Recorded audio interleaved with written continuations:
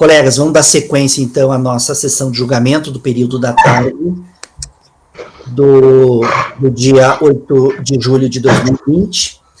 E vamos dar sequência pelo item 289 da pauta, de relatoria do conselheiro Rafael. O contribuinte é Rinofix, Fixadores e Parafusos Limitada. Tá? Esse item será um paradigma para vários outros processos que depois eu falarei os números.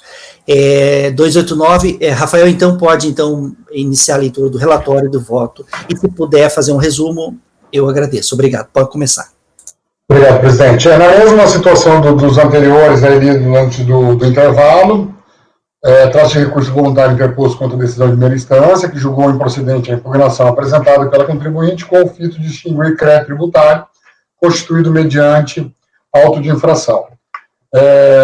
O julgamento foi pela terceira turma da Delegacia da Receita Federal de Julgamento em Ribeirão Preto, o acórdão 14.6/32, tá? Intimada, a recorrente interpôs recurso voluntário, folhas 38 e 53, no qual protestou pela reforma da decisão. O recurso voluntário de folhas 38 e 53 é tempestivo e atende os demais requisitos de admissibilidade. Deve, portanto, ser conhecido. Aí, mais uma vez, enfrentamos os princípios constitucionais. Ele alega uma preliminar de decadência. Então, eu vou pular toda essa questão. Vamos lá enfatizar de novo, novamente, a súmula CARF 148. Assim compreendido, trata-se de declaração referente à competência março de 2009, ano calendário 2009, folhas 34. Por conseguinte, a atuação à hora contestada se aperfeiçoou nos estritos termos legais, eis que a ciência do respectivo lançamento se deu em 7/10/2014, folhas 36. Anteriormente, a consumação da decadência pleiteada. Isso por essa pretensão não pode prosperar, razão pela qual nego o conhecimento da prescrição. Decadência. Ele alega a prescrição intercorrente, mas aqui, eu vou ler porque é curto, é matéria nova aqui hoje, vamos falar. Primeiramente, tem-se que em recurso o contribuinte alega terá ocorrido a prescrição intercorrente em razão da paralisação do processo administrativo por mais de 3 anos. Todavia, em 8 de 6 de 2018, houve a publicação da súmula CARF, número 11, com efeito vinculante, na qual prevê a inaplicabilidade de prescrição intercorrente no processo administrativo fiscal. Como destaco, aí destaquei a súmula CARF. Assim, em razão do disposto na súmula, volto no sentido de negar provimento à preliminar apresentada. Tá? Na verdade, eu vou tirar aqui preliminar, pelaquela questão que a gente já falou de preliminar de mérito, não vou entrar nessa conceituação, vamos falar. GFIP, obrigatoriedade da apresentação em tempo, tempestiva da GFIP, uma vez que ele não cumpriu, como dito. Aí também expõe a questão da multa pelo descumprimento da obrigação acessória, ou cumprida a destempo, vamos colocar.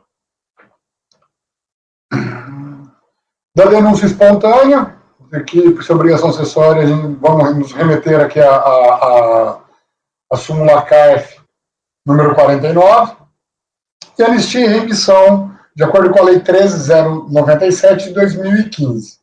No caso específico aqui, segundo consta no processo, em 3 de novembro de 2015, houve a ciência do auto de infração, folhas 23, lavrado em face da entrega intempestiva da GFIP referente à competência 2010, cujo termo final para apresentação seria no mês seguinte, visto que houve pagamento de folha, base de cálculo.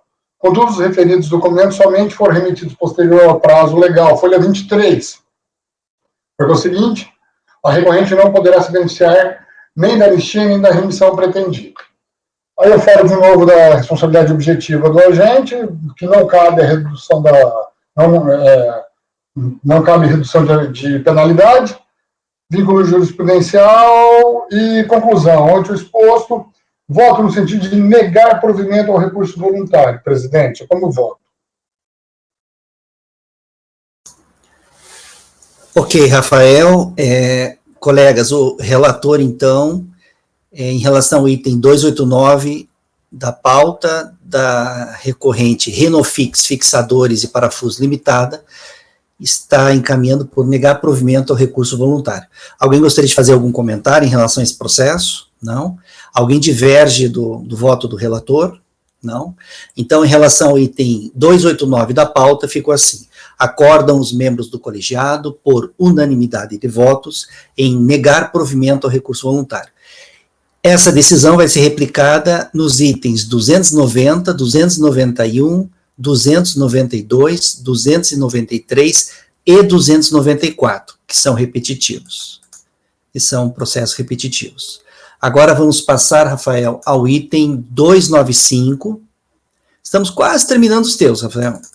295 da pauta, do contribuinte, o recorrente SS Comércio de Veículos Limitada. Rafael, então, pode passar a leitura do relatório do voto. Ele está abrindo aqui na pasta, só um minutinho, por favor.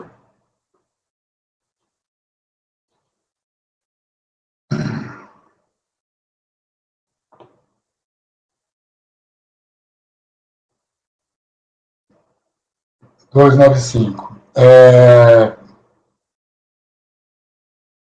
liberar aqui. Vamos lá. SS Comércio de Veículos Limitada. Tratou-se de recurso voluntário interposto contra a decisão de primeira instância, que julgou improcedente a impugnação apresentada pela contribuinte, com o fim de distinguir o crédito tributário constituído mediante auto de infração. Aqui foi um acordo número 1496488, proferido pela terceira turma da Delegacia da Receita Federal de Julgamento em Ribeirão Preto. Folhas 33 a 38. Julgado improcedente a impugnação, mantendo o crédito tributário. Intimada, a recorrente interpôs recurso voluntário, folha 60 a 74, no qual protestou pela reforma da decisão. O recurso voluntário de folha 60 a 74 é tempestivo e atende os demais requisitos de admissibilidade. Deve, portanto, ser conhecido. Aqui, de novo, enfrentamos os princípios constitucionais. O mérito, a GFIP, a obrigatoriedade da apresentação tempestiva, da multa pelo descumprimento da obrigação acessória,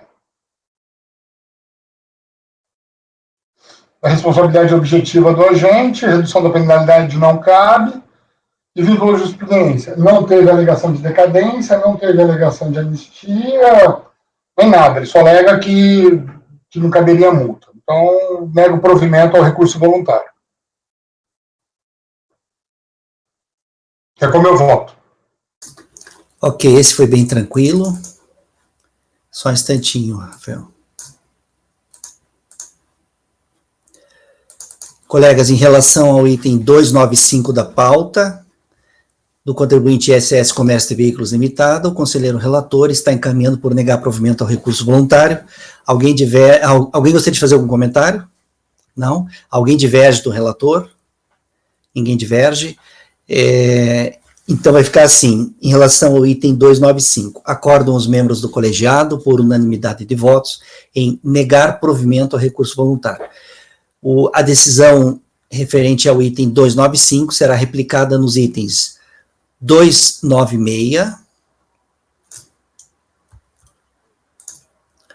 296, só um instantinho,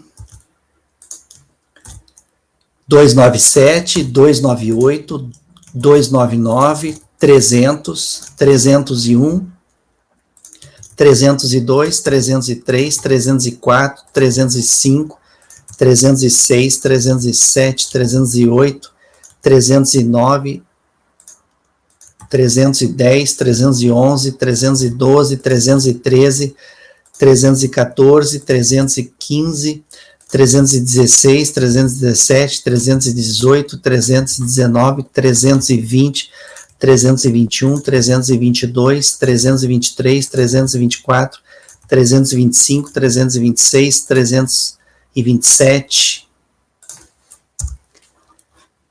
328, 329, 330, 331, 332, 333, 334, 335, 336, 300 e 337, tá? Esse processo 295 foi paradigma de muitos repetitivos.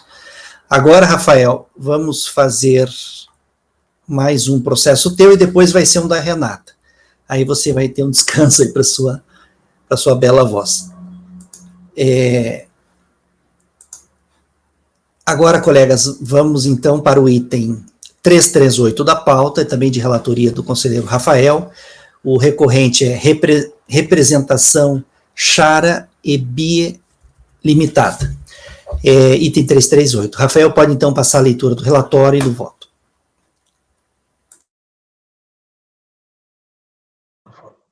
João, já está na pasta. Trata-se de recurso voluntário interposto contra a decisão de primeira instância que julgou improcedente a impugnação apresentada pela contribuinte, com o fim de extinguir o crédito tributário constituído mediante auto de infração.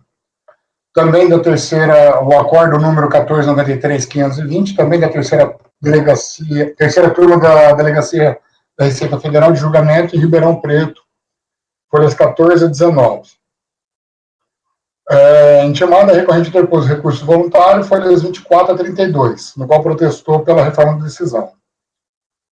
O recurso voluntário, folhas 24 a 32, é tempestivo e atende os demais requisitos de admissibilidade. Deve, portanto, ser reconhecido. Aqui enfrentamos novamente os princípios constitucionais.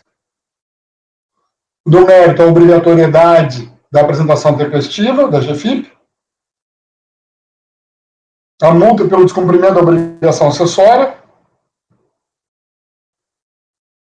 E aqui, falando em denúncia espontânea, aqui eu vou também me remeter a súmula CARF número 49. Denúncia espontânea não alcança penalidade decorrendo do atraso da entrega de declaração. A responsabilidade objetiva do agente, não cabe redução de penalidade. Por fim, voto no sentido de negar o provimento ao recurso voluntário. É como eu voto, presidente. Ok, Rafael, processo também tranquilo, né? Colegas, em relação ao item 338 da pauta do recorrente representação Chara e Bie Limitada, o conselheiro relator está encaminhando por negar provimento ao recurso voluntário. Alguém gostaria de fazer algum comentário em relação a esse item? Não. Alguém diverge do relator? Não. Também não. Então, em relação ao item 338 da pauta, vai ficar assim o resultado. Acordam os membros do colegiado por unanimidade de votos em negar provimento ao recurso voluntário. Essa decisão, ela será replicada nos itens 339, 340, 341, 342, 343, 344 e 345, ok? Agora vamos passar para um processo da Renata Qualisol. São 3 processos da mesma empresa, não são paradigmas, né?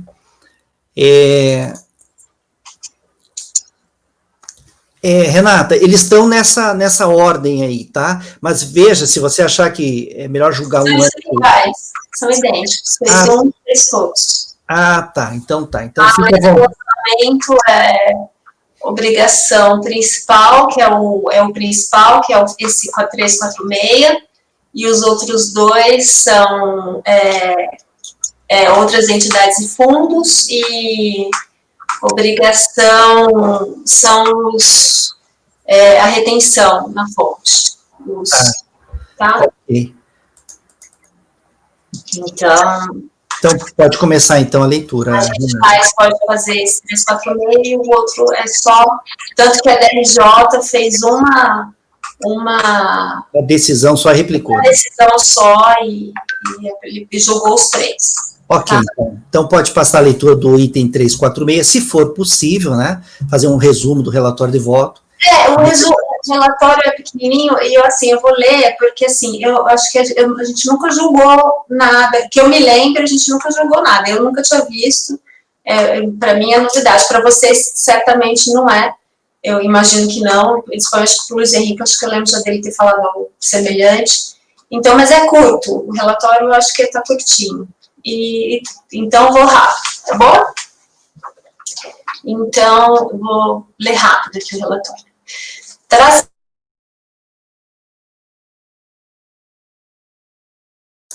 Tá sem volume, Renato. Você fechou o microfone. Foi sem querer, desculpa.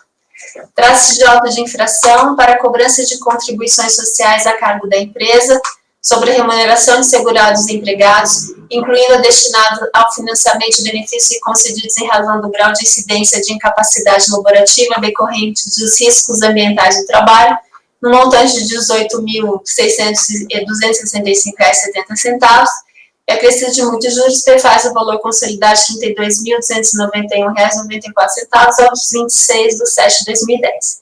Segundo a consta do relatório fiscal de auto de infração, o contribuinte foi intimado, através do termo de início de fiscalização, a apresentar os comprovantes de recolhimento das contribuições previdenciárias relacionadas com a construção em pauta, quer dizer, com a construção de um imóvel. Não tendo sido providenciada a sua liquidação até a presente data, nem procurado sua regularização junto à instituição, a Receita Federal, lavramos nesta data o presente auto de infração com base no ARO, aviso de regularização da obra emitido. Como não houve apresentação de qualquer documento por parte do contribuinte, ratificamos o cálculo constante do referido documento, o qual foi efetuado por oferição indireta, com base na área construída constante dos documentos abaixo discriminados e no padrão de construção nos termos previstos nos artigos 342 a 349 da Instrução Normativa RFB número 971 de 2009. O crédito previdenciário apurado teve como base de cálculo a mão de obra empregada na construção civil de responsabilidade do contribuinte acima identificado na competência 4 de 2010, conforme ARO, aviso para regularização de obra número tal.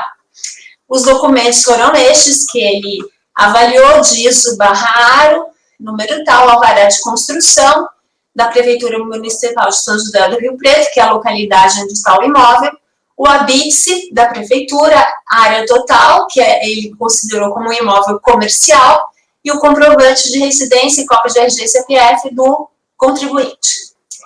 Cabe-nos ressaltar que os fatos geradores objeto deste levantamento não foram informados em guias de recolhimento do Fundo de Garantia de Tempo de Serviço, informações da Previdência Social de EFIP, documento informativo instituído pelo artigo 32, etc., combinado com 225 do Decreto 3.043 de 99. Notificado o lançamento, o sujeito passivo apresentou impugnação que foi julgada improcedente pela DRJ, em decisão cujo emento eu reproduzo aqui abaixo. Notificado da decisão, aos 21 de janeiro de 2013, o sujeito passivo interpôs recurso voluntário e apresentou documentos, muitos documentos, aos 8 de fevereiro de 2013, então as folhas 74 e seguintes dos autos. Não houve contrarrazões ao relatório. O recurso voluntário é tempestivo e preenche os demais requisitos formais de admissibilidade, razão pela qual dele conheço.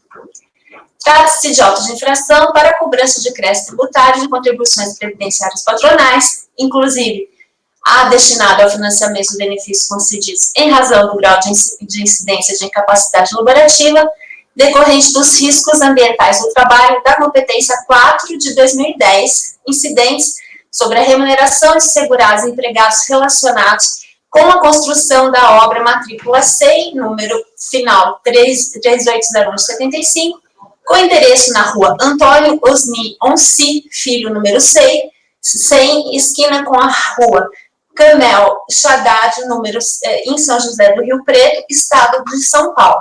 Relata a autoridade fiscal que o recorrente, embora intimado, não comprovou o recolhimento das contribuições previdenciárias relacionadas à construção da obra em questão, nem a regularização junto à Receita Federal do Brasil, ensejando a lavratura do auto de infração com base no aviso de recebimento de obra emitido, o tal ARO.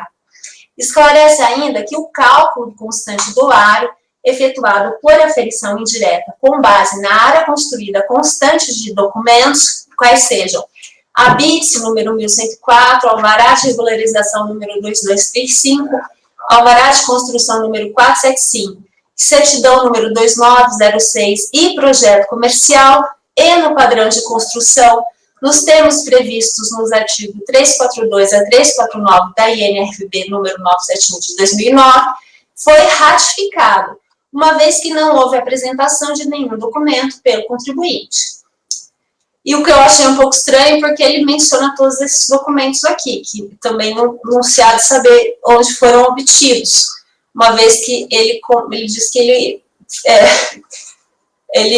aferiu com base nesses documentos. Bom, seja como for. Em sua impugnação, o recorrente alegou que desde o primeiro momento ele discordou do enquadramento dado à construção civil realizada e, consequentemente, dos valores apresentados para recolhimento, porque, ao contrário do que expresso no aro, a obra nova é de destinação galpão industrial padrão baixo, impondo a aplicação do CUB de 485,86. Portanto, distintos os dados para aferição da remuneração da mão de obra empregada.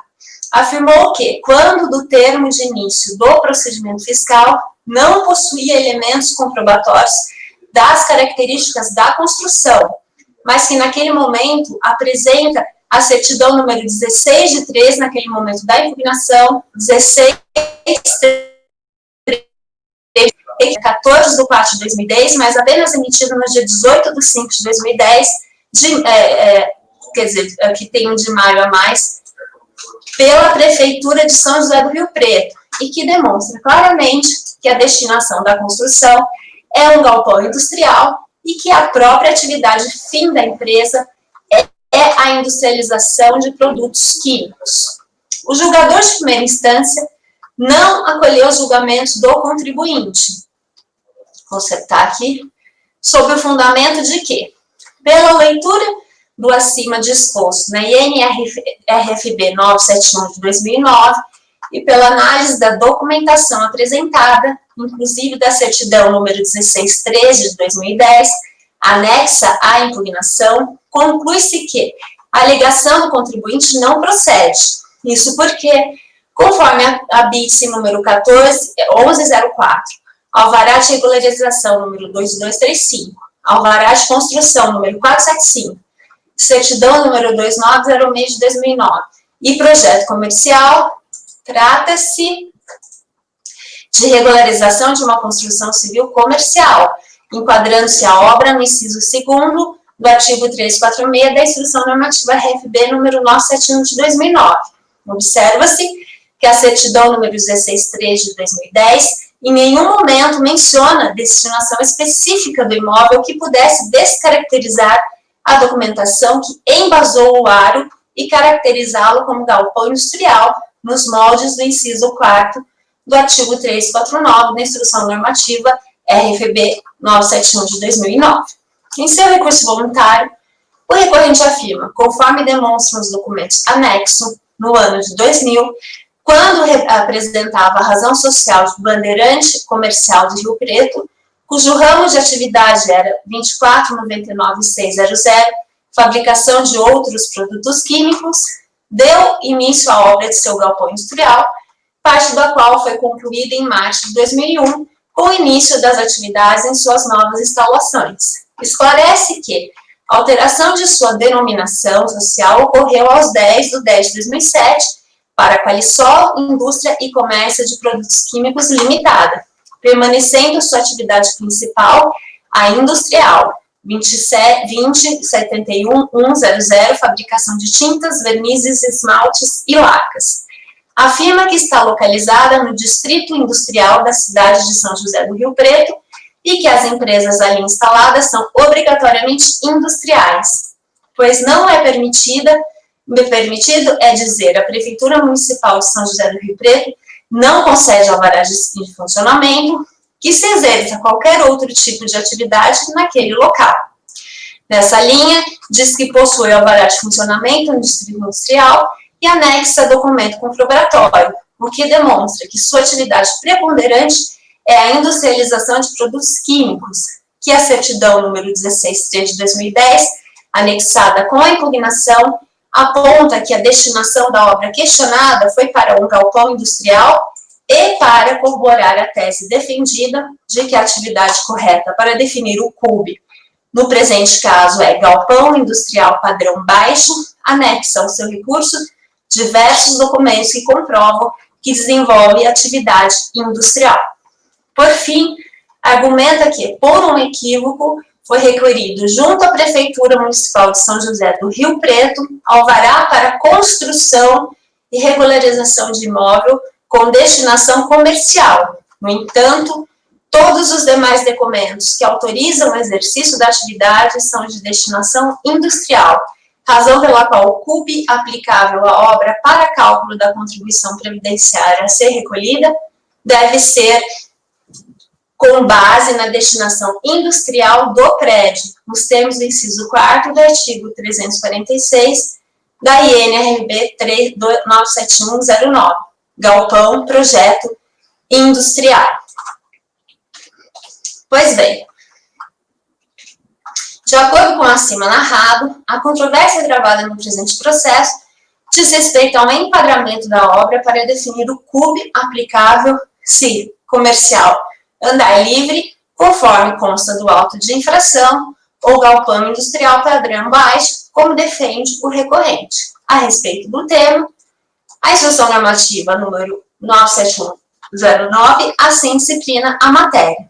E aqui eu transcrevi os dispositivos e destaquei os mais relevantes para deslinde aqui do que da discussão travada nos autos, que são 344, parágrafo 1º, 345, que eu não vou pedir para não ler, mas vocês, por favor, a menos que vocês queiram que eu leia, não sei se é o caso que a gente nunca viu, vou ler só os destacados. O 344 diz, para a apuração do valor da mão de obra empregada na execução de obras de construção civil, em se tratando de edificação, serão utilizadas as tabelas do CUB, que é o custo unitário básico, divulgadas mensalmente na internet e na imprensa de circulação regular pelos sindicatos da indústria da construção civil.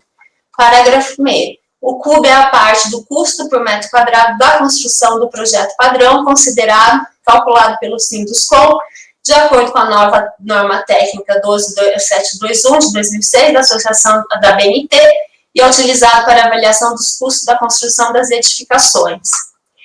345, enquadramento da obra de construção civil em se tratando de edificação, será realizado de ofício, de acordo com a destinação do imóvel, o número de pavimentos, o padrão e o tipo da obra, e tem por finalidade definir o CUB aplicável à obra e o procedimento de cálculo a ser adotado. Então, 346, enquadramento da obra levará em conta as seguintes tabelas. A inciso 1, projeto comercial residencial para os imóveis que se destinem à residência, etc. 2, projeto comercial andar livre para os imóveis cujo pavimento seja tipo composto de hall, de circulação, escada, elevador e andar corrido. Projeto comercial, salas e lojas. 4, projeto galpão industrial para os imóveis compostos de galpão, com ou sem área administrativa, banheiros, vestiários, depósitos, tais como pavilhão industrial, oficina, mecânica, etc. E vamos seguir.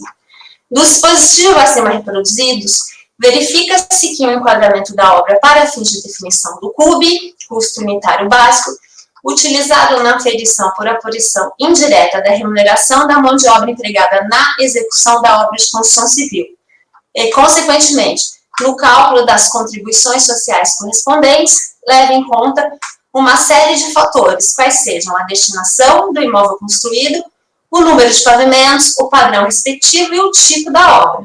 Segundo entendeu o julgador de primeira instância, pela análise da documentação apresentada, habite-se alvará de regularização, alvará de construção, certidão, projeto comercial e certidão 1613, trata-se de regularização de uma construção civil, projeto comercial, enquadrando-se a obra no inciso 2º, no artigo 346 da INRB 971. E os documentos não foram suficientes para alterar a presunção de legitimidade do ato administrativo, já que não demonstram a destinação específica do imóvel que comprove ser ele um galpão industrial. Ocorre que, como dito, o recorrente trouxe aos autos inúmeros documentos adicionais que demonstram que, de fato, a atividade ali desenvolvida se trata de atividade industrial. Com efeito, dentre os diversos documentos juntados aos autos com recurso voluntário, especialmente os documentos de folhas 98 e 99, licença de instalação, 100, 101, 100/101, 103, 115, 116, 117. Licenças de funcionamento. 102, auto de inspeção. 104, 106, 107/108, 109/110, 111, alvarás. 114, certidão da Prefeitura Municipal de São José do Rio Preto. 118, 119, planta baixa do imóvel. 120, declaração da empresa Metal Silva, Construções, Indústria e Comércio de Estruturas e Coberturas Metálicas Limitada. Demonstram que o imóvel objeto de questionamento possui as características e destinação específica de um galpão industrial nos termos do que prevê o artigo 346, inciso 4º, a linha A da INRFB número 975 de 2009. Assim, o cálculo do valor da mão de obra empregada na sua construção e, em consequência, das contribuições sociais devidas, deve ser revisto, aplicando-se o cúbico correspondente ao enquadramento correto em função de suas características e dessa sua destinação. Por tudo exposto, voto no sentido de dar provimento ao recurso voluntário para determinar que o cálculo do valor da mão de obra empregada na construção do imóvel das contribuições sociais cobradas sejam revistos, aplicando-se o cúbico correspondente ao enquadramento correto do imóvel em função de suas características e de sua destinação de galpão industrial. É isso. Parece muito aquele caso, Dene, que eu julguei, que foi enquadrado hotel residencial e a pessoa defende que é residencial familiar, é só mesmo a alíquota resultante, não? Do tipo do imóvel. Como que é? Lembra um caso que eu julguei que tinha sido lançado... Lembro do caso. Residencial hotel, e na verdade a pessoa defende que era residencial familiar e isso provocava uma mudança de alíquota. Era a mesma coisa? É parecido. Não é a mesma coisa, mas é parecido, porque é um tipo diferente. É matéria de prova, né, Renata? É, de prova, total. Total prova. Eu não sei, como é que vocês que já fiscalizaram a parte previdenciária, porque assim, eu estou falando aqui sem conhecer especificamente os documentos, não sei se seria o caso. Mas, segundo uma suposição, é feito um imóvel, vamos imaginar, é exatamente isso aqui. Foi feito um imóvel com destinação comercial, a construção, alvará, essas questões todas. Posteriormente, se entendeu que a empresa entendeu, não, vamos dar um destino industrial isso aqui, não mais comercial. Como é que fica? Vale para essa questão aí? Vale a destinação da autorização para a construção do comercial ou vale a destinação final que ocorreu posteriormente? Então, na verdade, pelo que a norma diz, é um conjunto de fatores, né? Vejam que o que a norma diz. O enquadramento da obra, o artigo 345, o enquadramento da obra de construção civil, em se tratando de edificação, será realizado de ofício, de acordo com a destinação, o número de pavimentos, o padrão e o tipo da obra. Então, tudo isso tem que ser levado em conta. E aí, tem até os requisitos aqui que um prefere ao outro, no lugar de, entendeu? Esse imóvel, ele tem essa característica de um galpão industrial de pavilhão único. E, além de tudo, ele demonstra que ele é usado, ele traz os documentos que demonstram que ele tem alvará para funcionar como uma indústria química e tudo mais. Mas, quando ele foi autuado, ele até diz, eu pedi um alvará para ser um imóvel comercial. Isso foi o que aconteceu. E a própria DRJ fala, os documentos que ele trouxe até o momento não ilidem a presunção de legitimidade do ato administrativo de lançamento, que ele trouxe até agora. E é isso que ele tem. Não diz que a destinação dele é de um imóvel industrial. Então, só esse fato dele ser um pavilhão não quer dizer que ele seja imóvel industrial, né? Então, porque ele não demonstrou, além das características, a destinação. Porque não basta a destinação, é um conjunto de características. Então, ele já tinha trazido a planta, ele tinha essas coisas. Ele não tinha demonstrado a destinação. Essa parte eu entendi. O que eu estou levantando é assim, porque na construção foi apresentado tudo de plantas, tudo, que você vai dar entrada, você formaliza um rol de documentos. Então, tudo como imóvel comercial. Que essa diferença entre comercial e industrial, ainda que haja essas outras questões, esses outros agregados, mas ela faz diferença nessa alíquota, pelo que eu estou entendendo aqui. Ela é muito relevante, se é comercial ou não.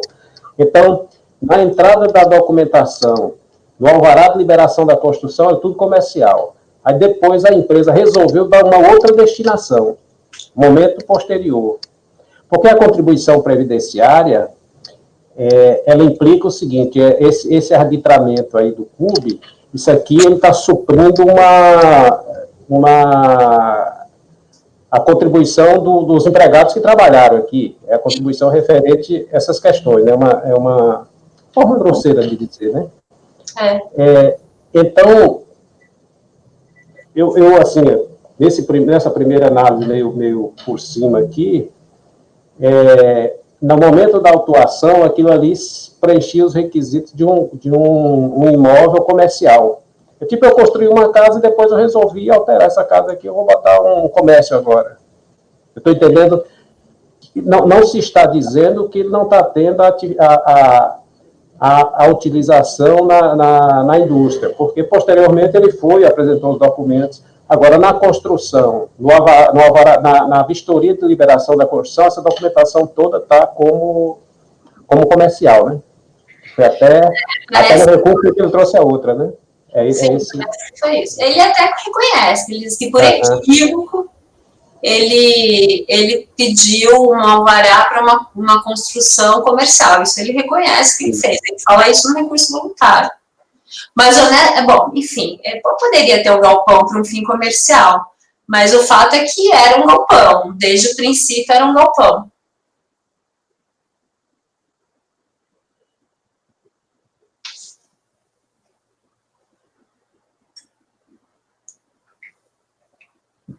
E também fica no tal do distrito industrial, isso também é fato, porque tem a declaração, e isso também é fato, e fica no tal distrito industrial São José do Rio Preto.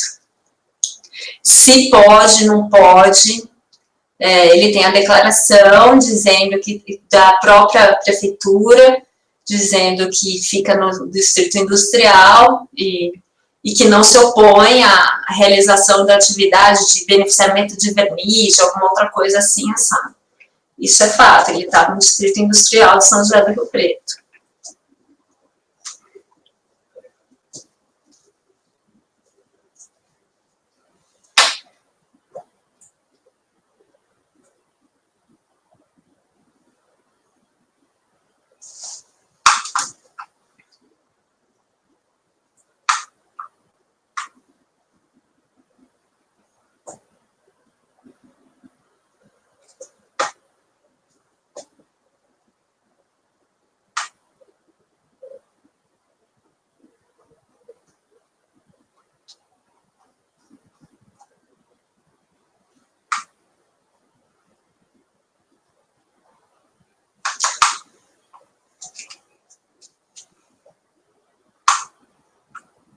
Mas ele também tem muitos documentos que datam de lá, da época da construção, que são, que tem a ver com, tipo, alvará para produção de produtos químicos. Porque isso começou em 2000, né? Ele pediu alvará em 2000 e terminou em 2001. E lá ele já começa a ter alvará para produção de produtos químicos. Colegas, vocês querem uma vista de mesa desse processo? uma visita de mesa para julgar amanhã ou sexta de manhã, para dar uma olhadinha nesses documentos. Querem? Interessante esse, eu achei. Renata, Vamos fazer isso, né? Oi? Vocês concordam? O que vocês acham, colegas? Podemos fazer uma visita de mesa? Pode ser? Luiz está querendo. Não, mas está proibido falar. Eu não vou falar mais, não. Deixa eu falar. Não, Luiz. pode falar. Mas Luiz, ninguém disse que você não pode falar. Pode falar, sim. Fala, Luiz. Até sabe. Mas, Desligou na minha cara. mas, gente, olha, veja, construção civil é assim, é meio enroladinho, tem que ver as provas, tudo, né? Ver os documentos. Eu trabalhei no INSS um tempo na regularização de obras de construção civil. Eu trabalhava lá num plantão fiscal, que a gente emitia CND para obra de construção civil. E era bem isso, né? Mas eu acho que é o tipo de questão que é bom dar uma olhadinha com mais calma, né? Eu acho que dá para a gente dar uma olhadinha, eu consigo dar uma olhadinha hoje, amanhã. Vamos deixar com vista de mesa, vocês concordam?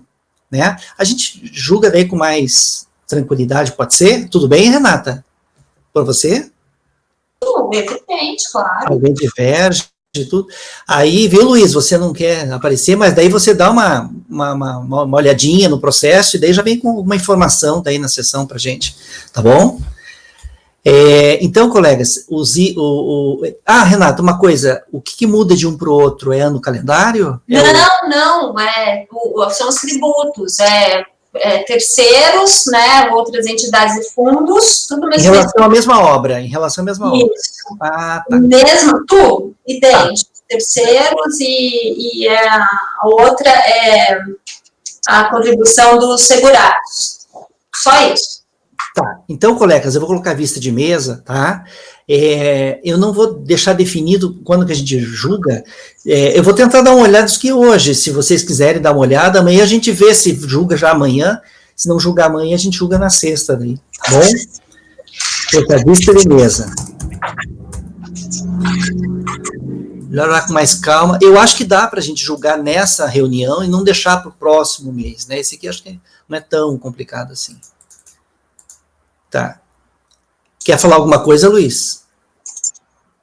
Não, agora? Então tá jóia. Então, esse vista de mesa. Então, 346, 47, 48, vista de mesa, tá? Aí a gente dá uma estudadinha no caso. O próximo item, colegas, é bem tranquilo, é de minha relatoria. É o item 349 da pauta. Ele está na pasta lá.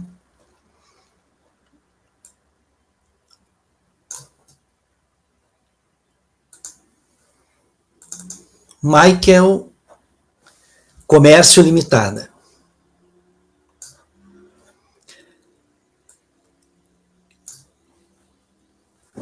Esse processo aqui, deixa eu ver se eu estou com som aqui. Esse processo aqui é o seguinte, é multa por não incluir verbas na folha de pagamento, tá? Deixou de incluir verbas na folha de pagamento. Vou ler rapidamente o relatório. Trata o processo, então, da infração, a empresa deixou de preparar folha de pagamento de acordo com os padrões e normas estabelecidos pelo órgão competente da Seguridade Social. Segundo o relatório fiscal, a empresa deixou de incluir na folha de pagamento das competências maio de 2003 e 12 de 2003, os seguintes pagamentos: remuneração paga por meio dos cheques, números tais, e referente a horas extras, dias trabalhados e alimentação. Citada a cientificado da autuação, a contribuinte apresentou impugnação.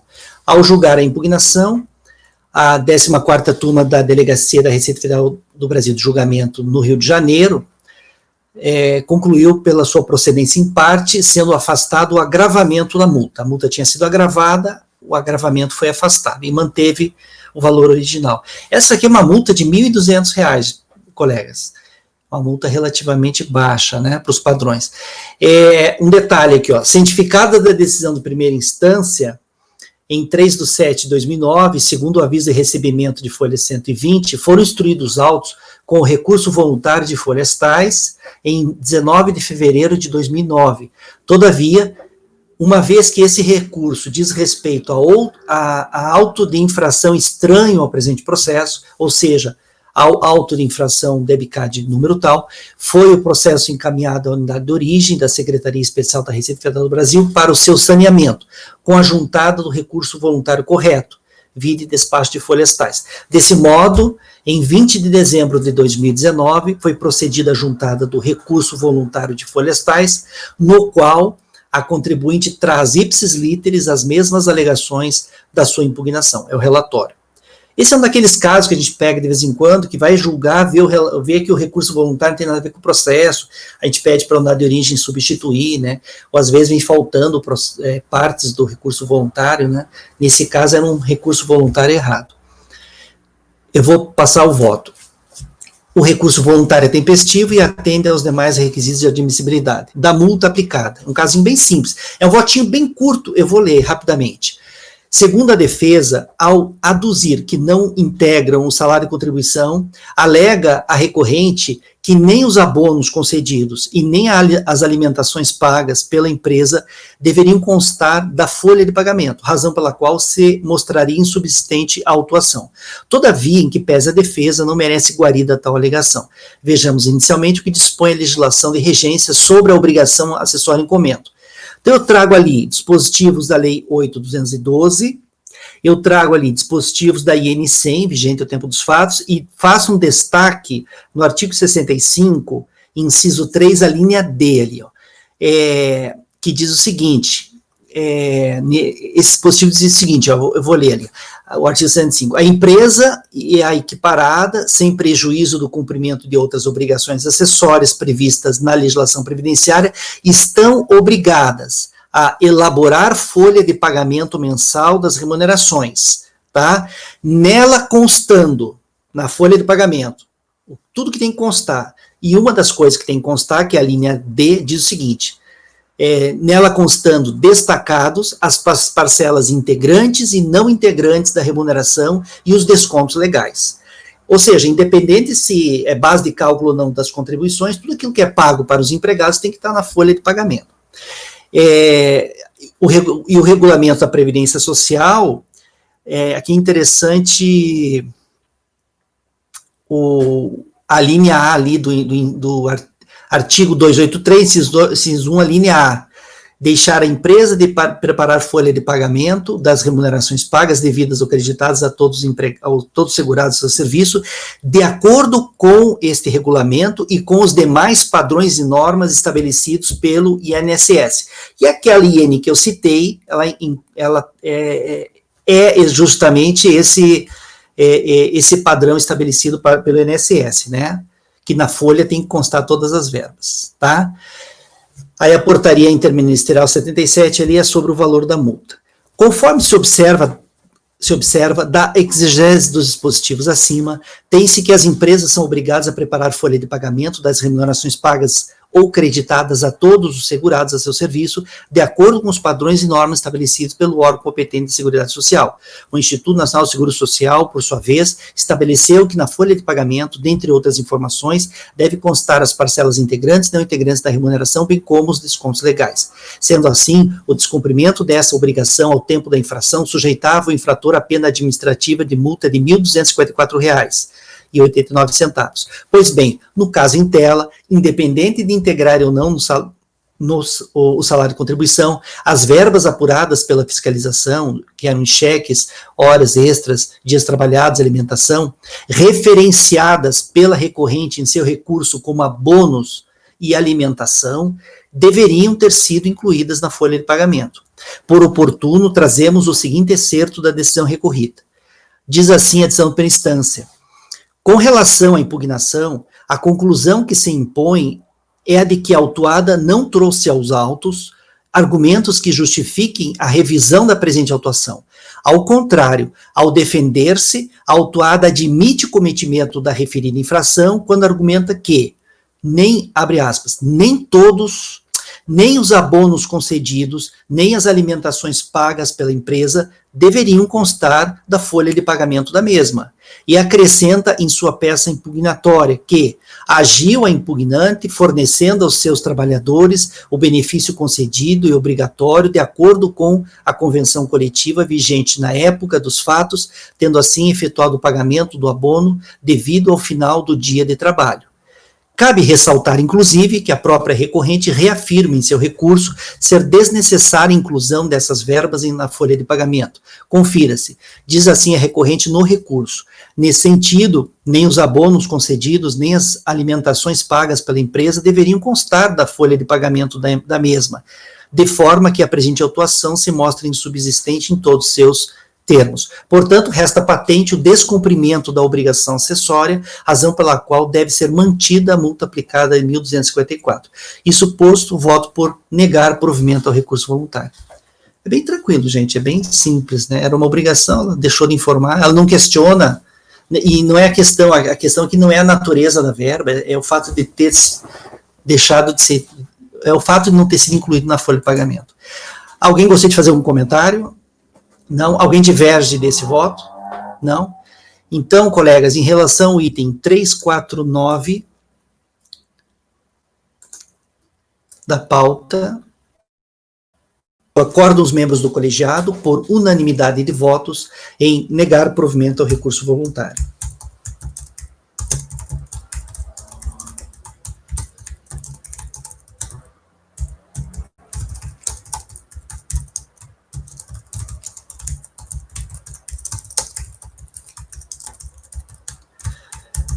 Ok, agora, esse foi o item 349 da pauta. Agora, vamos passar para... Deixa eu só dar uma olhada aqui na minha planilha de repetitivos. O próximo item aqui é a parrilada. Parrilada, só um instantinho. Daniel, eu acho que agora à tarde já não tem mais repetitivos, já acabaram todos. O último, né? Foi o 338. Isso. Tá.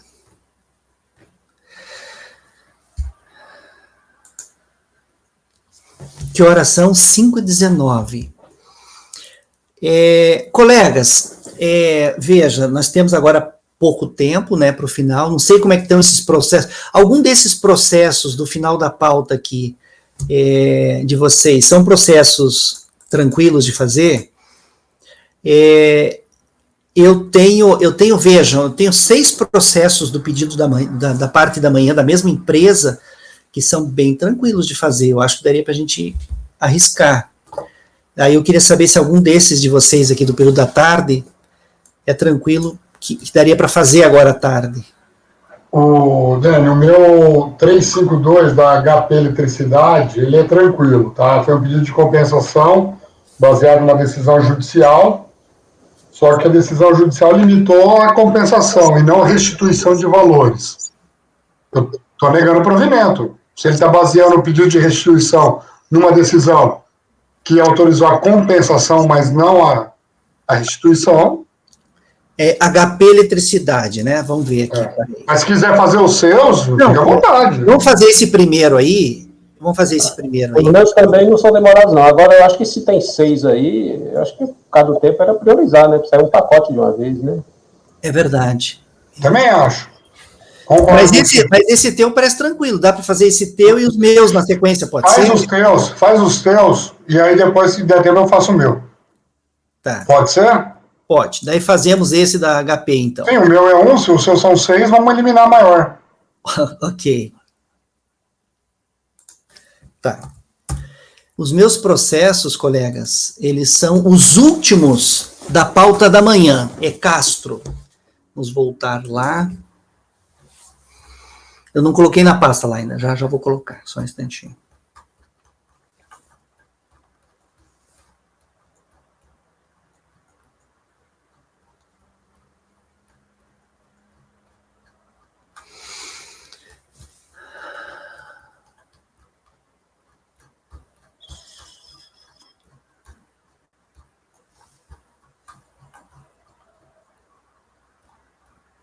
Tá.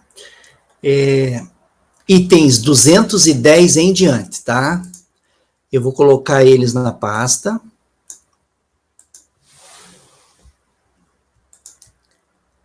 Quando vocês olharem para eles assim, vocês vão se assustar um pouquinho, porque eles parecem complicados, né? Mas não são, não.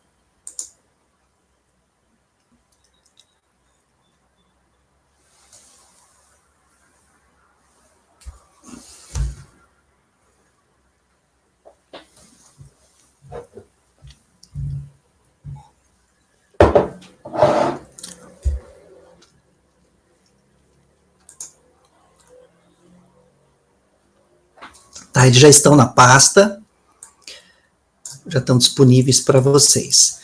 Deixa eu ver aqui uma coisa aqui.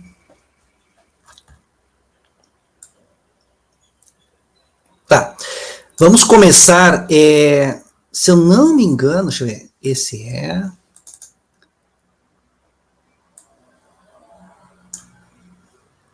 não, só um instantinho.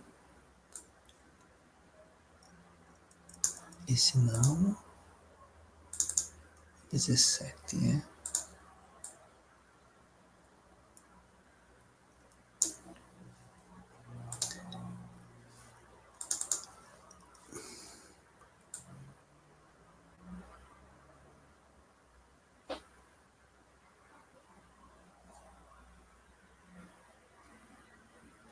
Tá.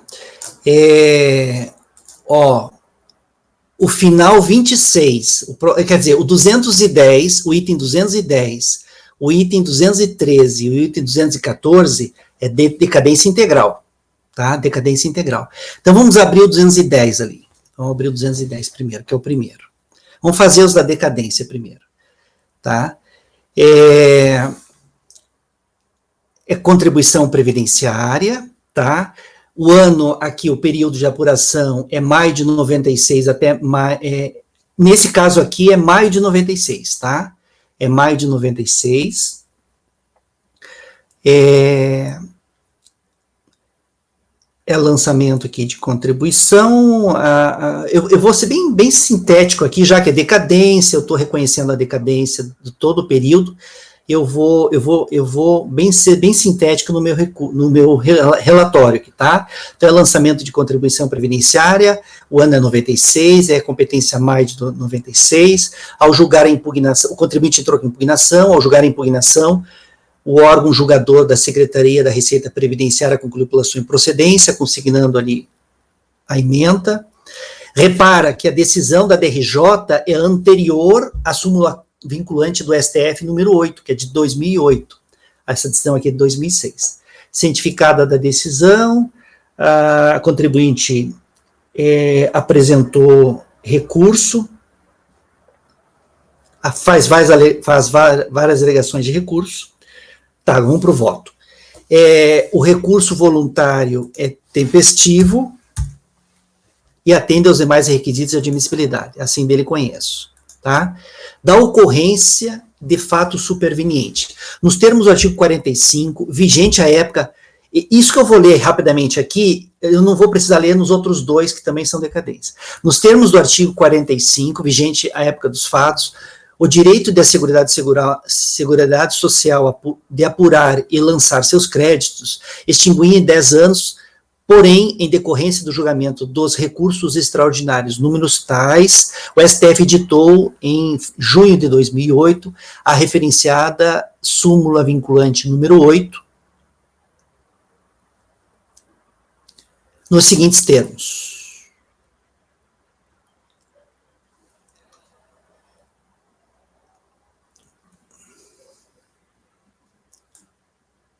Só um instantinho.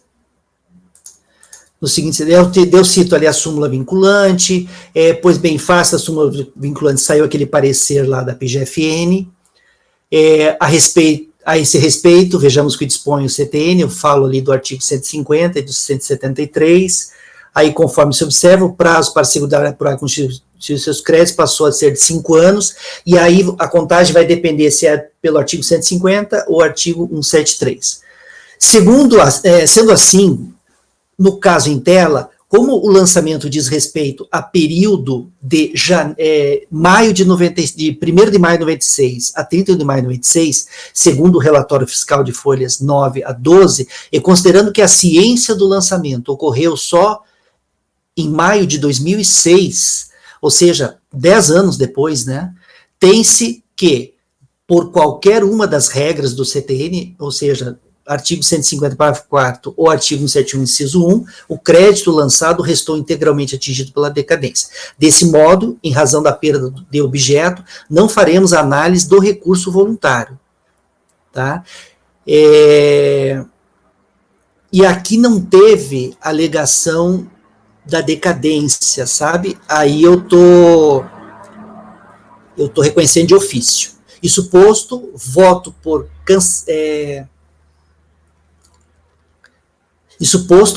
cancelar integralmente o crédito lançado, uma vez que é atingido pela decadência, a qual reconhecemos de ofício. Desse modo, em razão da perda do objeto, não faremos análise do recurso voluntário.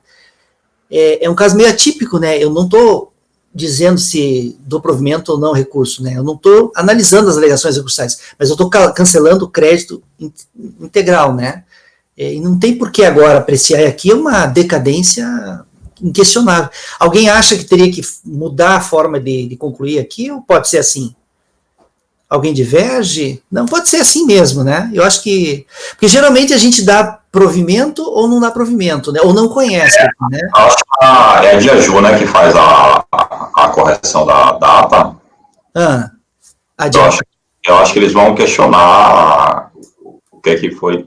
Justamente, eles questionam, foi feito o que em relação ao recurso? Foi provido, não foi provido? Nesse caso, o que você sugeriria? Você poderia colocar assim, voto por conhecer do recurso voluntário e de ofício, fazer essa observação aí, né? Tá ali, né? Isso posto, voto por cancelar integralmente o crédito lançado, uma vez que atingido pela decadência, a qual reconhecemos de ofício. Desse modo, em razão da perda de objeto, não faremos análise do recurso voluntário. Das alegações... A minha sugestão dele seria mais diferente. Você termina isso na tua conclusão, mas aí você põe uma conclusão embaixo, dando provimento pela decadência, reconhecendo de ofício a decadência e extinguindo o lançamento. Ponto. Eles vão conferir o teu último dispositivo. Ou você colocar que deixa de analisar as outras questões no início. Ou fazer, então, não coloco isso, deixo esse deixo de apreciar no voto. Isso, as demais matérias. Isso, eu vou tirar aqui, então. Isso posto... a análise das demais matérias deduzidas. Vou complementar, acho que eu vou atender a sugestão do Gregório e vou colocar voto por conhecer, então, do recurso e cancelar integralmente o... né? Eu acho que você não daria provimento. Como é que é? Não teria que botar do provimento? Quando ele recorre da decadência... Não, porque veja bem... Pede o cancelamento. Mas veja bem, se ele não tivesse... Se não fosse o recurso, não teria esse julgamento. Então, o recurso existiu, né? Então, Mas não foi alegado no recurso. A gente está reconhecendo de ofício a decadência. Por isso que eu falei, conheço do recurso e de ofício cancelo o crédito tributário, uma vez que integralmente é dito pela decadência. Ponto. Essa é a conclusão. Uhum.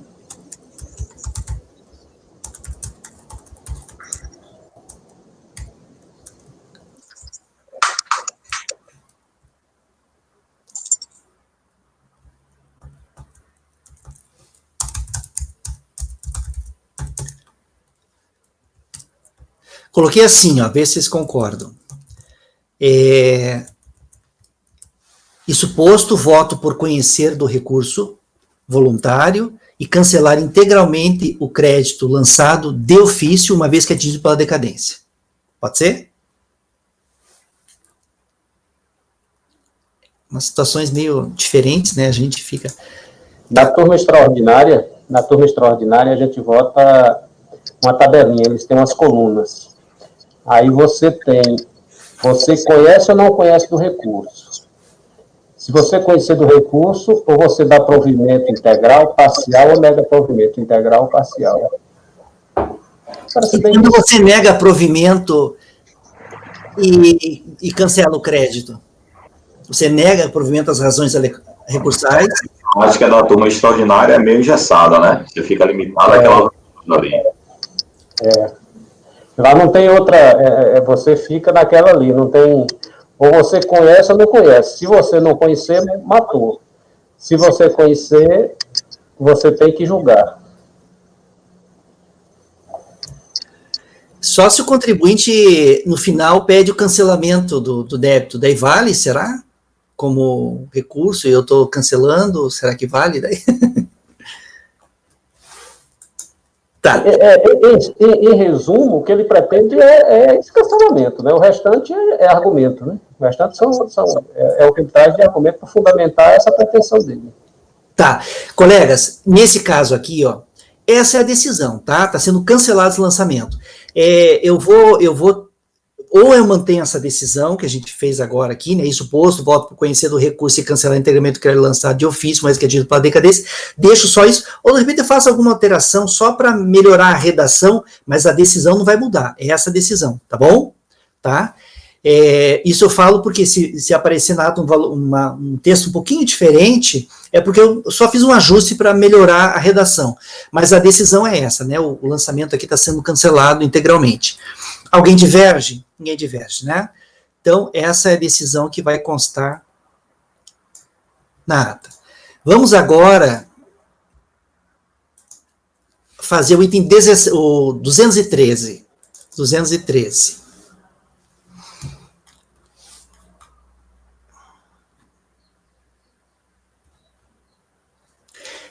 Tá. Esse aqui, ele também contribuição previdenciária, pega as competências de janeiro de 96 até junho de 97, tá? O lançamento aqui também foi feito em 2006, tá? O contribuinte entrou com impugnação, a DRJ... A DRJ concluiu pela sua procedência em parte, cancelando parte do lançamento e consignando a seguinte ementa, né? A DRJ cancelou parte do lançamento, o contribuinte foi cientificado da decisão, entrou com recurso, teve um solidário aqui, nesse caso, que foi a Sociedade Beneficente Portuguesa de Bauru, por sua vez, na condição de responsável solidária, foi cientificada da decisão, apresentou recurso voluntário em 10/10/2006, no qual reitera as alegações da sua impugnação, questionando basicamente a sua responsabilidade solidária. Veja, aqui os recursos foram apresentados em 2006. Em 25 de setembro de 2008, a contribuinte apresentou a manifestação de folhas 500 a 501, na qual invocou a súmula vinculante número 8 do STF, alegando a ocorrência da decadência em relação aos créditos que compõem. Essa súmula vinculante, ela é de julho, acho que é de junho de 2008. Então, logo que se a súmula, ela carregou aos autos uma manifestação pedindo para considerar essa decadência, tá? Os recursos voluntários são tempestivos, agora estou passando para o voto, e atendem aos requisitos de admissibilidade. Só vou ler essa parte inicial aqui. Como visto no relatório acima, em manifestação apresentada em 25/9/2008, ou seja, 2 anos após a apresentação do recurso voluntário, a contribuinte invocou o fato superveniente consubstanciado na edição da súmula vinculante número 8 do STF, e que declarou inconstitucional os artigos 45 e 46 da Lei 8.212. Desse modo, tendo em vista a regra contínua no artigo 16, parágrafo 4, a linha B do decreto 7235, conheceremos dessa alegação. E aí, eu cito aí, venho falando aí do artigo 45, da lei, as mudanças que teve e tal, papapá, e vou para a parte final ali, né? Sendo assim, no caso em tela, como o lançamento diz respeito ao período de janeiro de 99 a junho de 97, segundo o relatório fiscal, e considerando que a ciência do lançamento ocorreu em 2006, tem-se que, por qualquer uma das regras, o crédito lançado restou integralmente atingido pela decadência. Desse modo, não faremos a análise das demais alegações deduzidas no recurso voluntário da contribuinte e nem análise das alegações deduzidas no recurso voluntário da responsável solidária. Isso posto, voto. Aqui eu coloquei dar provimento porque é uma alegação trazida bem depois, mas que dá para ser conhecida, né? É um fato, está tendo aquelas previsões, né?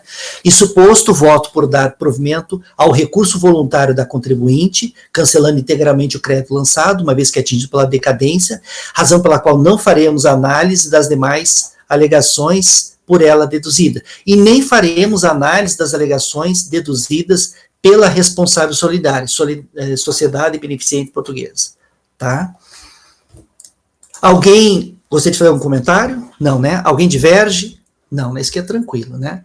Tá, esse foi o 213. Vamos agora ao 214. Mesma coisa, tá? Aqui é o ano de 98. Junho de 98, as competências junho de 98, agosto de 98. É contribuição previdenciária, o lançamento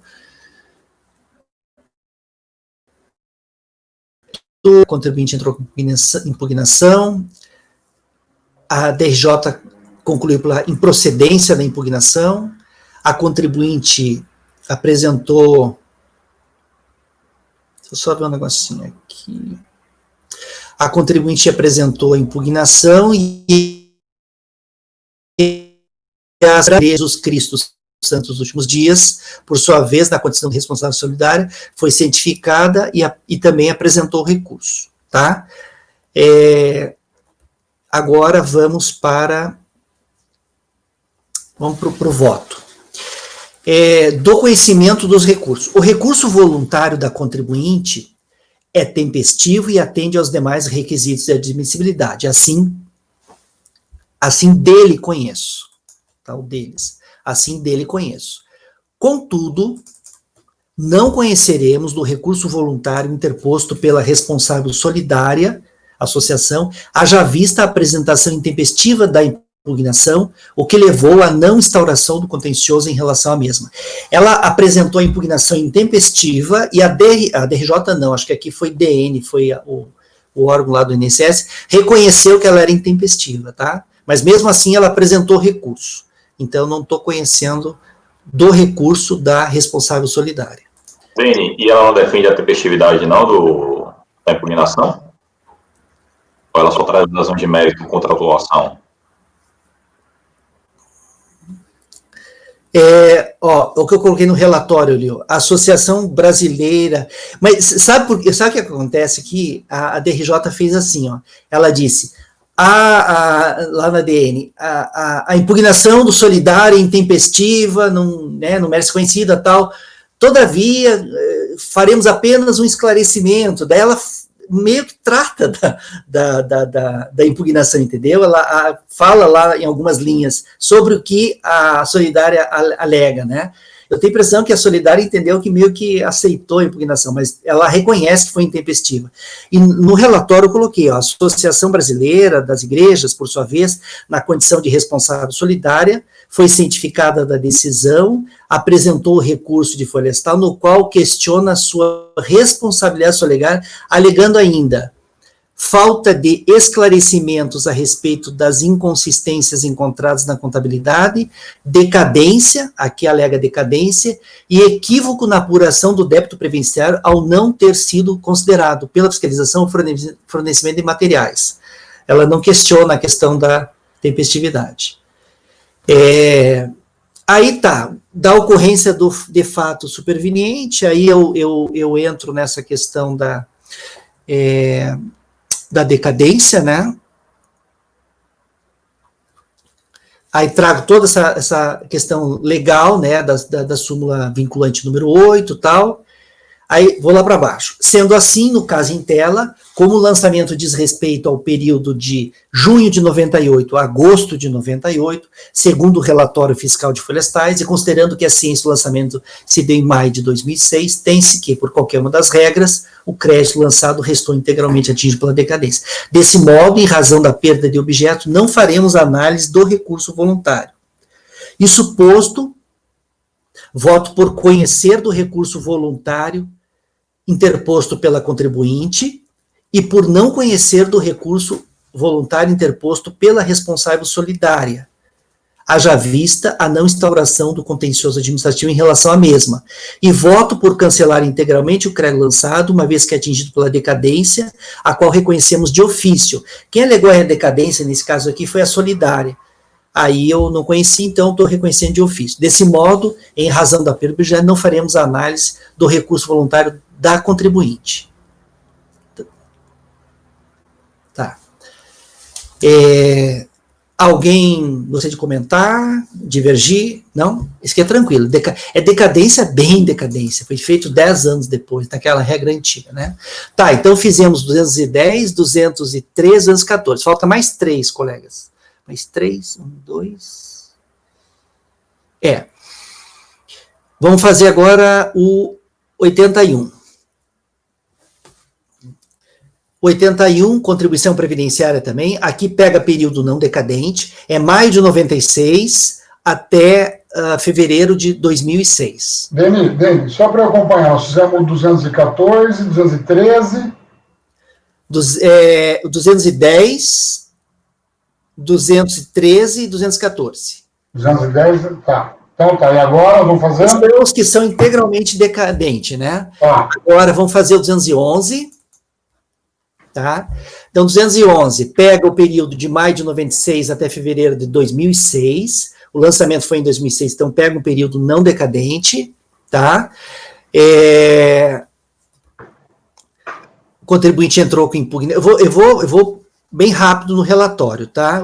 Entrou com impugnação, a impugnação foi julgada pela DRJ de Ribeirão Preto em 2008, por unanimidade de votos, concluiu pela sua procedência em parte, cancelando o lançamento em relação às competências até 12 de 2000, inclusive uma vez que atingidas pela decadência, tá? Essa foi a decisão da DRJ.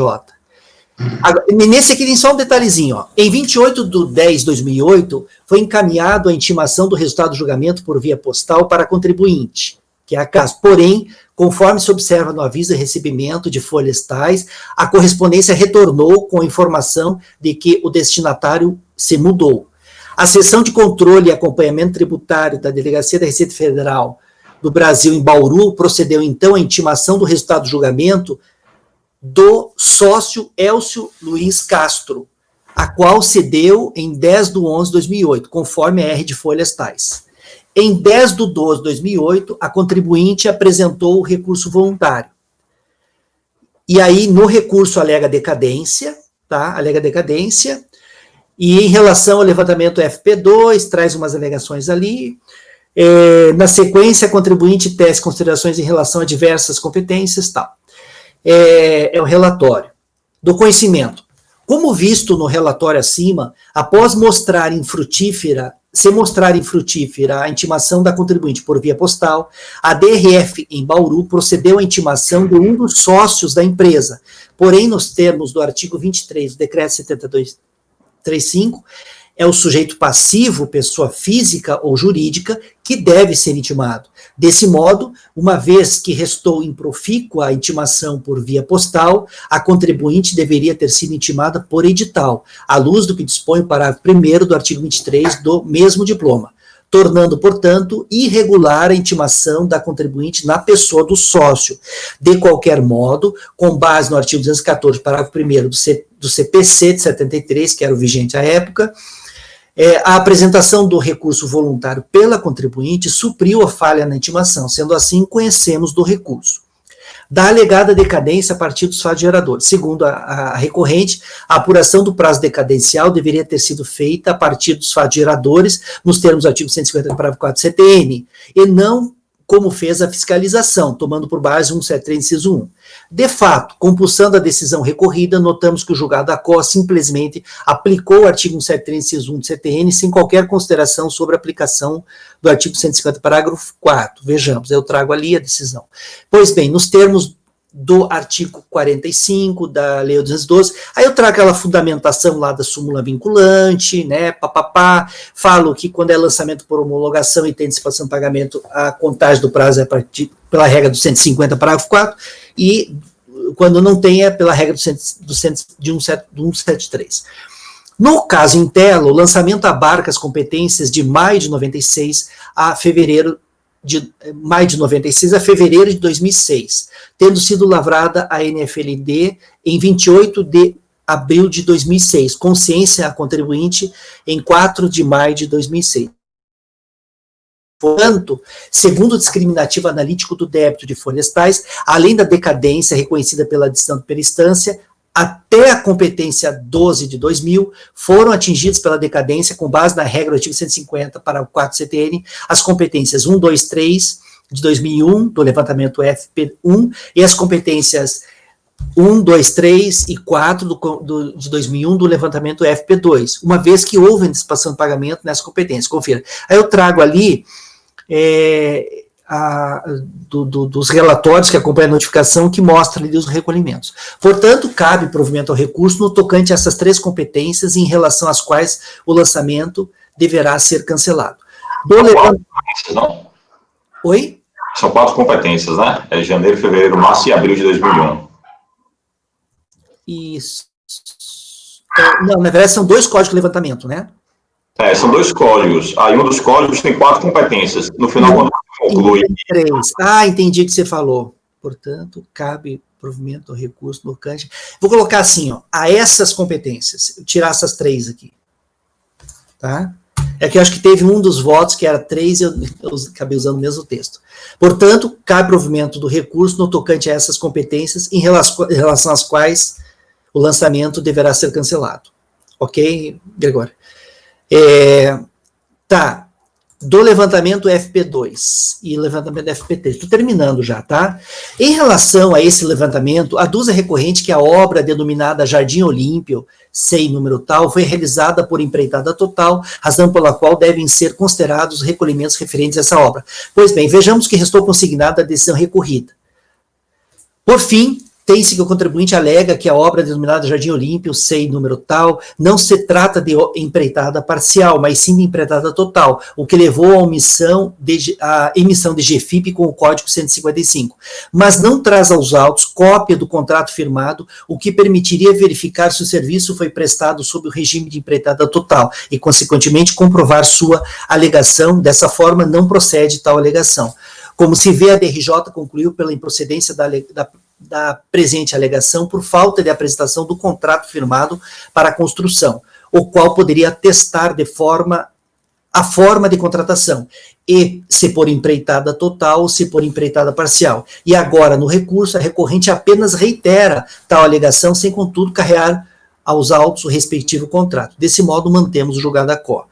Da retificação feita em relação ao DEBICAD número tal. Aduza a recorrente que foi até difícil entender o que a recorrente disse aqui, sabe? Foi um recurso difícil de compreender, assim. Aduza a recorrente que, em relação às competências, né, cita várias competências, a fiscalização havia lançado as contribuições como não informada em GFIP. Porém, na revisão do lançamento referente ao DEBICAD número tal, que é o CFL 68, tais contribuições foram consideradas como declaradas em GFIP. E assim, as contribuições foram lançadas, foram canceladas, zeradas. Desse modo, no entendimento da recorrente, as contribuições lançadas no DEBICAD, ora discutido, também devem ser canceladas. Né? Em relação às competências tais, alega a recorrente que parte das contribuições lançadas foram declaradas em GFIP, razão pela qual, em se mantendo o lançamento, requer a redução da multa em 50%. Pois bem, antes de considerações outras, vejamos o seguinte excerto da decisão recorrida. Finalizando, gente, o contribuinte, nas defesas apresentadas, alega que remunerações de segurado empregado considerado não declaradas em GFIP no processo em questão foram sim declarados, como se pode observar pela revisão do auto de infração número tal, cuja cópia se anexa ao presente. Logo, faz jus ao benefício da redução de 50% da multa, conforme prevê a legislação aplicada em espécie. De fato, a multa aplicada ao auto de infração número tal, por descumprimento da obrigação acessória de informar todos os geradores de GFIP, foi retificada em face de ter sido comprovado pela impugnante e aceito pela auditoria GFIPs declaradas no Código 155, originalmente não consideradas quando da lavratura do auto de infração. Ocorre que as GFIPs apresentadas no Código 155 vinculam a GPS a matrícula SEI da obra, enquanto que as GPS apresentadas sob o Código 150 vinculam-as ao CNPJ do contribuinte. Bem, eu vou parar minha leitura, esse texto aqui já serve para o meu voto. Como se vê, a decisão de primeira instância aponta que as GFIPs referentes ao DEBICAD tal dizem respeito à matrícula SEI, enquanto que as GFIPs abarcadas pelo presente lançamento dizem respeito ao CNPJ da recorrente. Portanto, eventuais retificações feitas no DEBICAD tal, que é lá da matrícula SEI, não tem o condão de repercutir no lançamento hora discutido. Sendo assim, procede o recurso nesse ponto. Isso posto, voto por dar provimento parcial ao recurso voluntário, cancelando o lançamento em relação às competências, nas quais eu reconheci a decadência. Esse é o voto, gente. Alguém gostaria de fazer um comentário? Alguém diverge do voto? Então, o 211 ficou assim, que horas que é? Acho que dá tempo. Então, esse foi o 211, agora vamos fazer os 212. 212 é também contribuição previdenciária, o período aqui é janeiro de 96 até fevereiro de 2006, foi feito o lançamento, tal, o contribuinte entrou com impugnação, a DRJ, a sexta turma da DRJ de Ribeirão Preto, ao julgar a impugnação em 2008, concluiu pela sua procedência em parte, reconhecendo a ocorrência da decadência em relação às competências até 12 de 2000. Igual o caso anterior, tá?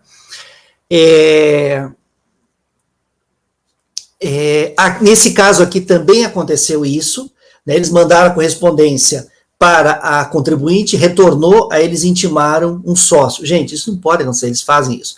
Aí mas daí como a contribuinte apresentou o recurso, eu tô conhecendo o recurso. Ela apresentou o prazo, tem-se por sanado o vício na intimação. Segunda recorrente, apuração, aí segunda recorrente, a apuração do prazo de decadência deveria ter sido feita a partir do artigo 150, e não no 73, como fez a DRJ, e mesma coisa do anterior, tá? Mesma coisa do anterior, tal, como se vê, papapá. No caso em tela, o lançamento abarca as competências de janeiro de 96 a fevereiro de 2006, tendo sido lavrada a notificação fiscal número a NFLD em 22 de 4 de 2006, com ciência em 4 de abril de 2006. Portanto, segundo discriminativa da alívio do débito, além da decadência reconhecida pela decisão de primeira instância até a competência 12 de 2000, foram atingidos pela decadência, com base na regra 150, as competências. Aqui, Gregório, que são 3, e aí eu acho que eu fiz esse primeiro, usei o texto e acabou. Não, são 3 competências, janeiro de 2001, março de 2001 e abril de 2001, do levantamento OB9. Aí eu trago, tá meio difícil de ler, mas eu trago ali onde teve realmente recolhimentos. Portanto, cabe provimento ao recurso no tocante a essas 3 competências, tá? Da alegada, tá terminando já, isso aqui é bem tranquilo, essa parte final aqui. Das alegações quanto ao levantamento, rubrica OB9. Em relação ao levantamento OB9, a recorrente alega que a fiscalização não teria apurado corretamente o salário de contribuição em relação às competências 4 de 2001, 6 de 2001, a 12 de 2001, março de 2003 e setembro de 2003. Por exemplo, em relação à competência abril de 2001, alega a recorrente o seguinte, então ela traz ali uma alegação.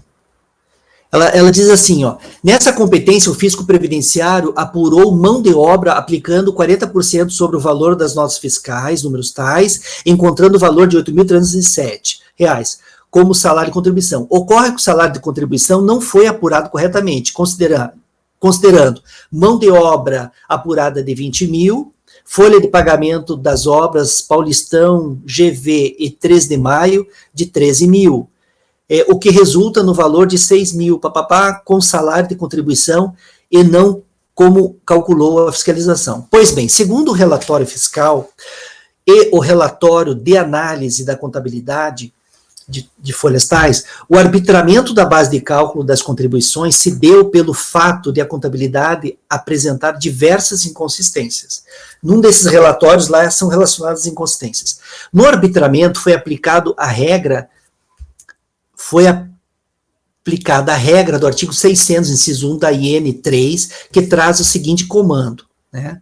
Daí está ali o dispositivo da IN. Logo, as planilhas de folhas tais, segundo as planilhas de folhas tais, após aferir a remuneração utilizada em cada obra, aplicando a alíquota de 40% sobre as notas fiscais, a fiscalização deduziu essa remuneração aferida,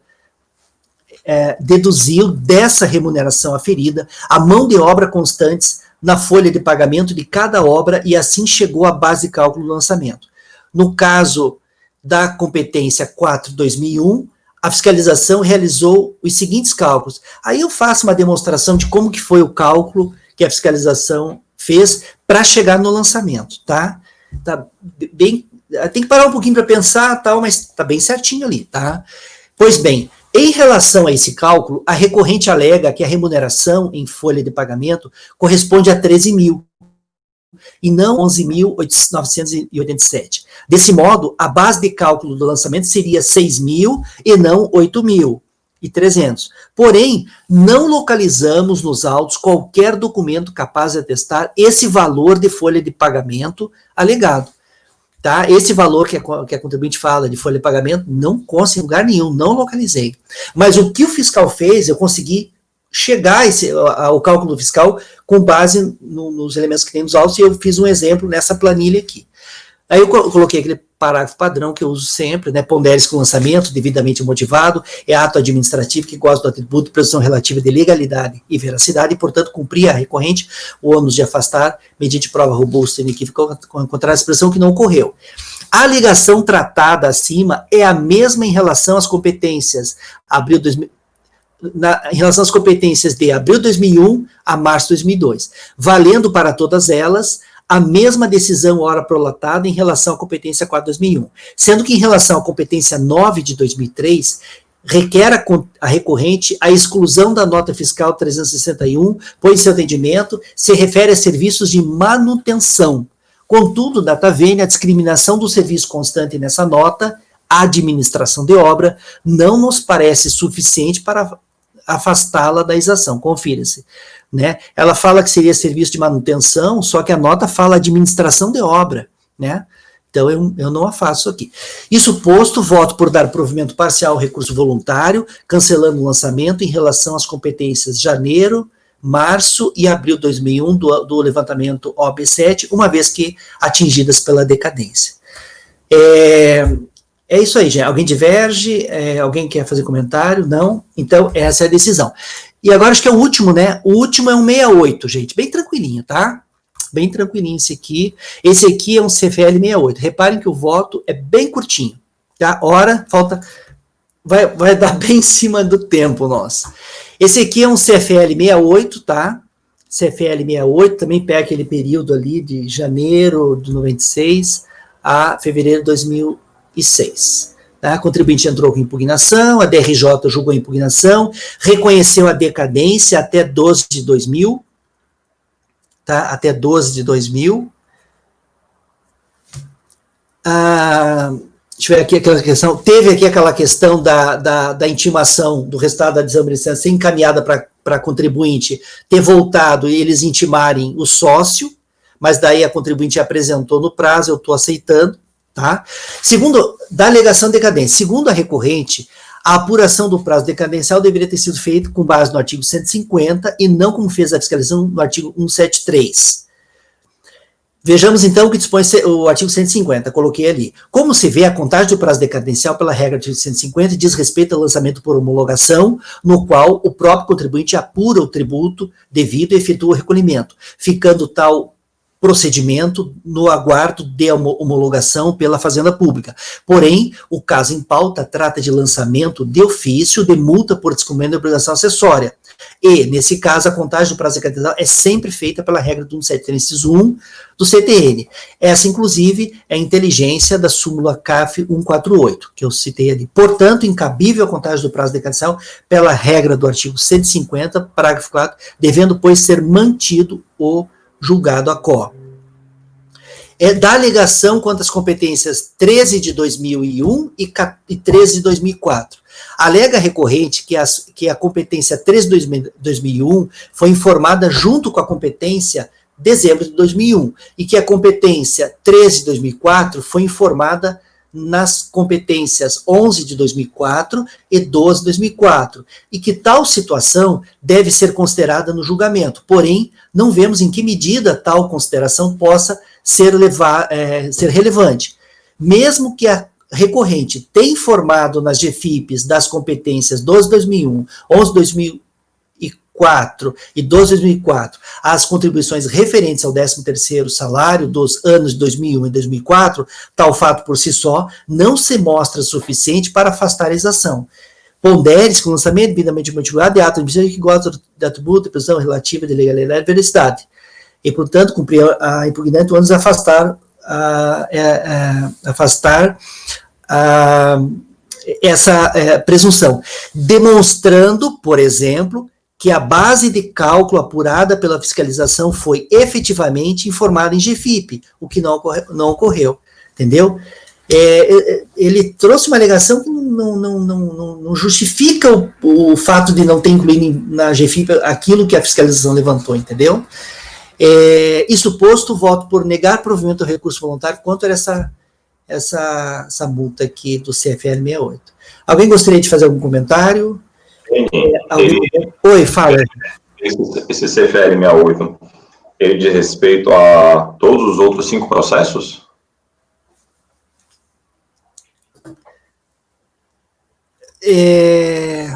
São obrigações principais, né?